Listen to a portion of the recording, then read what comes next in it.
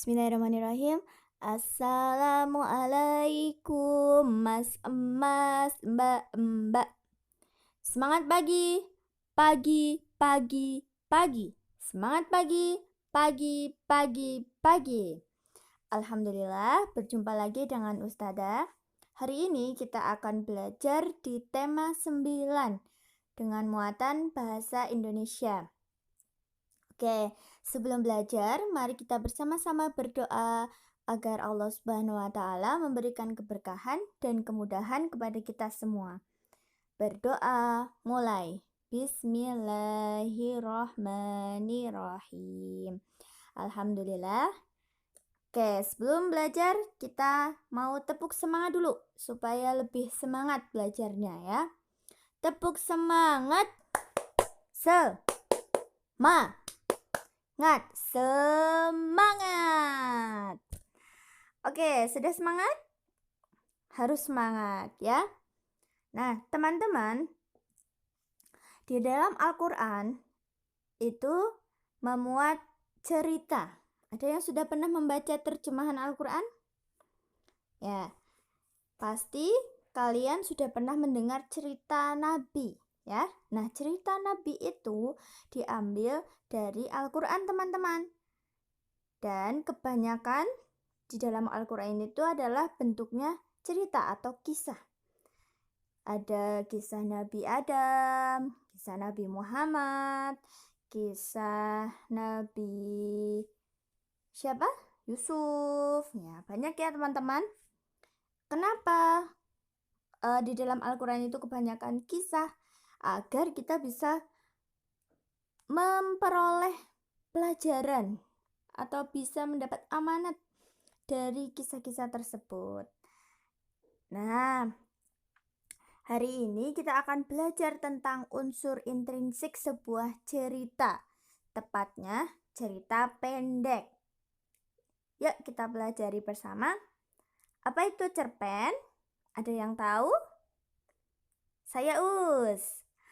Oke, cerpen adalah sebuah karya sastra yang hanya memusatkan pada satu tokoh saja. Nah, cerpen itu banyak unsur-unsurnya di dalamnya. Pernah membaca cerita kan? Pasti di dalam cerita ada apa saja? Ada tokohnya. Terus ada jalan ceritanya. Terus ada temanya tentunya ya. Oke, kita akan pelajari bersama tentang unsur intrinsik cerpen. Oke. Nah, di dalam cerpen itu ada dua unsur. Yang pertama unsur intrinsik dan yang kedua unsur ekstrinsik. Unsur intrinsik itu adalah unsur yang ada di dalam cerita itu sendiri. Sedangkan unsur ekstrinsik itu adalah unsur yang berasal dari luar cerita. Oke, hari ini kita hanya akan belajar tentang unsur intrinsik cerpen. Ada yang sudah tahu apa saja unsur intrinsik cerpen? Sebelum kita pelajari bagian-bagiannya, unsur intrinsik tadi ya adalah unsur yang terdapat dalam cerita. Ada apa saja? Yang pertama, tema. Yang kedua, ada tokoh. Yang ketiga, penokohan. Yang keempat, alur. Yang kelima, latar. Dan yang keenam, amanat. Itu yang ada di dalam cerpen atau cerita pendek. Yuk kita pelajari satu persatu. Perhatikan baik-baik ya. Unsur yang pertama adalah tema. Dalam sebuah cerita harus ada temanya. Tema adalah ide atau gagasan yang melatar belakangi suatu cerpen atau cerita pendek. Contoh tema ada tema keluarga, persahabatan, kasih sayang, dan lain sebagainya. Kemudian, unsur yang kedua adalah tokoh. Tentu di dalam cerita harus ada tokohnya teman-teman. Apa itu tokoh? Tokoh adalah pelaku atau orang yang terlibat dalam cerita. Nah, di dalam cerita itu harus ada pelakunya atau orangnya yang terlibat dalam cerita. Itu contohnya di samping ada cerita Malin Kundang. Tokohnya adalah ada Malin Kundang, Ibu Malin Kundang, istri Malin Kundang, dan para rakyat. Di dalam tokoh itu ada tokoh utama dan tokoh tambahan. Apa itu tokoh utama dan tokoh tambahan? Tokoh utama adalah tokoh yang memegang peranan utama dalam cerita dan biasanya sering muncul atau mendominasi cerita. Jadi yang tokoh yang utama dan sering muncul ya. Kemudian tokoh tambahan. Tokoh tambahan adalah tokoh yang hanya diungkapkan dalam cerita tanpa adanya interaksi yang dilakukan tokoh dan tidak terlibat dalam konflik. Gitu. Jadi hanya sebagai tambahan saja ya. Nah, di samping itu ada gambar. Gambar tokoh-tokoh dari cerita Laskar Pelangi. Tokoh utamanya adalah yang paling depan ya teman-teman, Ikal namanya. Sedangkan yang lainnya itu adalah tokoh tambahan. Tokoh Ikal ini adalah tokoh yang sering muncul dan menjadi pemegang utama dalam cerita tersebut. Oke, sudah paham ya teman-teman? Kita lanjutkan. Yang ketiga adalah penokohan. Tentunya setiap tokoh itu mempunyai penokohan. Apa itu penokohan? Penokohan adalah gambaran, watak atau sifat tokoh dalam sebuah cerita. Jadi setiap tokoh dalam cerita pasti mempunyai watak atau sifat dalam sebuah cerita. Gitu ya. Contoh, di situ ada cerita Adit. Adit tokohnya baik. Gitu ya, teman-teman. Oke, selanjutnya dalam penokohan itu ada tokoh protagonis, antagonis, dan tritagonis. Tokoh protagonis adalah tokoh yang menjadi pemeran utama dalam cerpen dan mempunyai sifat baik. Ingat, prota, baik. Kemudian yang kedua, tokoh antagonis. Tokoh antagonis adalah tokoh yang menjadi lawan tokoh protagonis. Biasanya mempunyai watak negatif, jadi yang jahat. Antagonis jahat. Yang ketiga, ada tokoh tritagonis. Tokoh tritagonis adalah tokoh yang menjadi penengah antara protagonis dan antagonis. Tokoh ini biasanya mempunyai sifat arif dan bijaksana. Oke. Paham ya? Kalau protagonis itu adalah tokoh utama yang mempunyai sifat baik. Antagonis itu adalah tokoh yang mempunyai watak negatif dan menjadi lawan tokoh protagonis. Yang ketiga ada tokoh tritagonis, yaitu tokoh yang menjadi penengah dan mempunyai sifat arif dan bijaksana. Contohnya, di situ ada Timun Mas. Timun Mas itu adalah tokoh protagonis yang mempunyai sifat baik. Kemudian tokoh antagonisnya adalah raksasa jahat. Sedangkan tokoh tritagonis yang mempunyai sifat arif dan bijaksana adalah ibunya Timun Mas. Selanjutnya, di dalam sebuah cerita itu ada alur.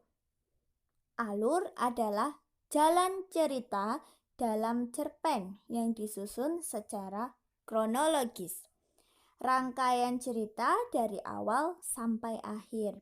Kronologis maksudnya runtut urut ya teman-teman. Selanjutnya, alur itu ada alur maju, alur mundur, dan alur campuran.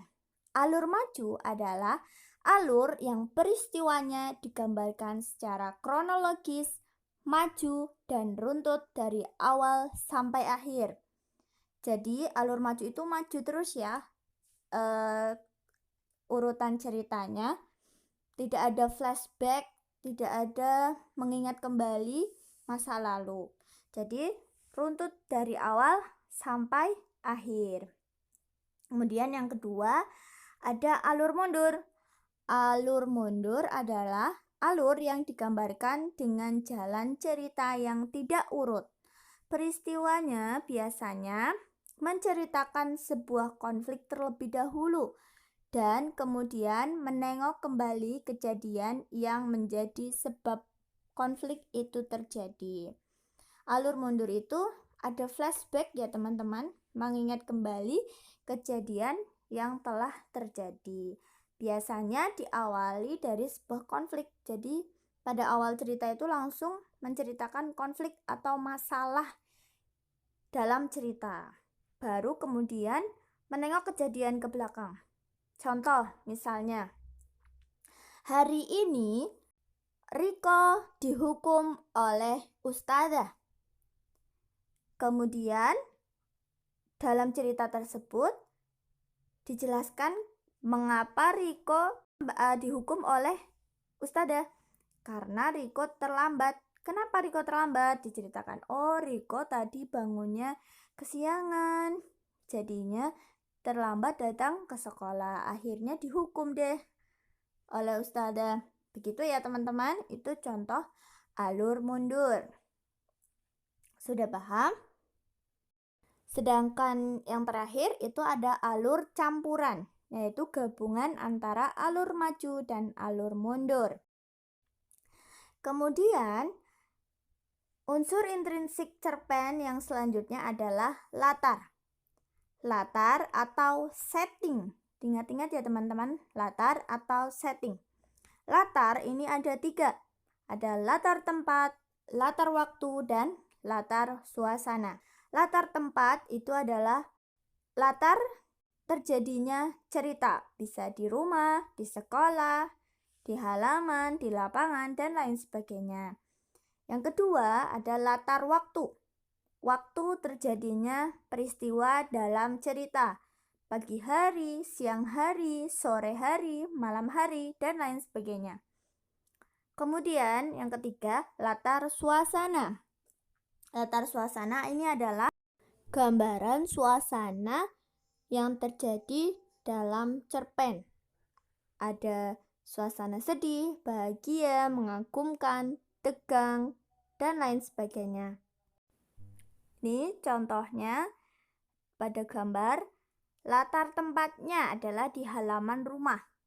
Waktunya pagi hari, suasananya gembira. Unsur yang selanjutnya adalah amanat. Nah, tadi di awal Ustadzah sampaikan bahwa kisah di dalam Al-Quran itu tujuannya adalah agar kita sebagai umat Islam bisa mengambil pelajaran dari kisah tersebut. Di dalam cerpen juga ada amanat loh teman-teman. Amanat adalah pesan moral atau pelajaran yang bisa diambil dari cerpen. Amanat ini biasanya tersirat dalam cerita. Di sini ada sebuah teks. Ustadzah bacakan. Sepulang sekolah, Ali cepat melepaskan sepatunya dan menaruh di rak sepatu yang ada di luar rumahnya. Lalu tasnya ia letakkan di meja belajarnya. Dahulu, sewaktu masih di panti asuhan, Ali tidak pernah melakukannya. Ali selalu ceroboh meletakkan tas di tempat tidur Kak Umar. Ia juga meletakkan sepatu di bawah tempat tidurnya. Kak Umar selalu menasihatinya, tetapi Ali mengabaikannya. Tapi sekarang Ali harus belajar rajin, apalagi Ali melihat Bapak juga rajin. Setiap pulang dari kantor, Bapak menaruh tas dan sepatunya di tempat masing-masing. Bapak orang yang disiplin. Ali ingin meniru bapak menjadi orang disiplin. Oke, kita identifikasi unsur intrinsik dalam cerita ini. Yang pertama, tokoh utama. Tokoh utamanya adalah Ali. Jadi yang sering dibicarakan ini adalah Ali. Tokoh tambahannya ada Kak Umar dan Bapak. Yang kedua adalah unsur watak atau penokohan. Nah, watak atau sifat dari tokoh utama adalah ceroboh. Jadi, wataknya Ali adalah ceroboh. Ini ada di kalimat Ali selalu ceroboh meletakkan tas di tempat tidur Kak Umar. Oke, kemudian setelah watak itu adalah latar. Ada latar tempat, latar waktu, dan latar suasana. Latar tempat itu adalah di rumah Ali, yaitu di kalimat yang awal. Sepulang sekolah, Ali cepat melepaskan sepatunya dan menaruh di rak sepatu yang ada di luar rumahnya. Itu ya. Kemudian latar waktu. Latar waktu adalah sepulang sekolah. Ini juga di kalimat yang pertama. Sepulang sekolah, Ali cepat melepaskan sepatunya dan menaruh di rak sepatu. Oke, kemudian latar suasana. Latar suasananya adalah mengagumkan. Ini di kalimat Ali ingin meniru bapak menjadi orang disiplin. Ali kagum dengan bapaknya yang disiplin. Kagum. Kemudian amanat. Amanatnya adalah kita harus mengubah kebiasaan buruk, yaitu dari ceroboh menjadi rajin atau disiplin. Yang ketujuh, unsur tema. Temanya apa teman-teman? Temanya adalah seorang anak yang ingin mengikuti jejak orang tuanya untuk disiplin. Jadi, kita semua harus senang membaca ya teman-teman, supaya kita bisa mendapat pesan atau pelajaran dari sebuah cerita. Selanjutnya, ini belum tertulis di kolom ya teman-teman, ada alur. Alurnya ini adalah alur mundur. Dari mana kita tahu itu alur mundur? Yaitu pada kalimat dahulu, sewaktu masih di panti asuhan, nah itu ada flashback ya teman-teman. Jadi awalnya menceritakan Ali pulang sekolah, kemudian Ali ingat bahwa dulu sewaktu di panti asuhan itu dia ceroboh. Nah sekarang Ali ingin menjadi orang yang lebih disiplin seperti bapaknya. Sudah paham ya teman-teman? Alhamdulillah, kita tadi sudah belajar tentang unsur intrinsik cerpen, cerita pendek. Unsur intrinsik cerpen adalah unsur yang ada di dalam cerita itu sendiri.